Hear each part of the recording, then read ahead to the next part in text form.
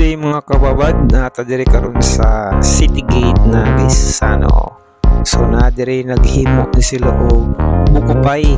So itan-aw na to ang ilang preparation unsa nila pagbuhat isa dough, ilan mo i-flatten ang dough. Then after aning i-flatten nila ang dough, ilan na ibutang dito sa mold na maporma siya para mabutangan nila og buko. And after na mabutangan na nila buko, ilan na lang i-open. So muna siya ang mga ingredients in making buko pie. So muna siya yung nabutang harina para dili magdikit. So butang na harina na nila na may flatten.